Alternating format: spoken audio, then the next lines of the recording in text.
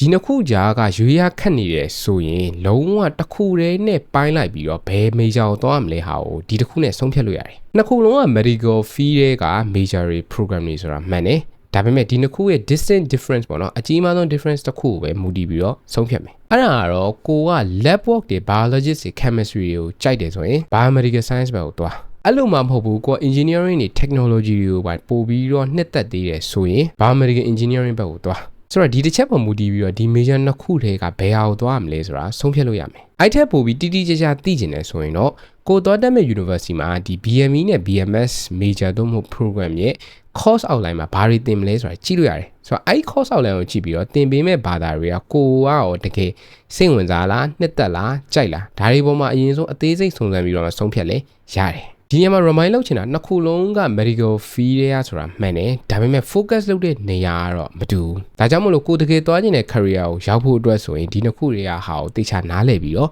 တေချာရွေးချယ်ဖို့လိုအပ်တယ်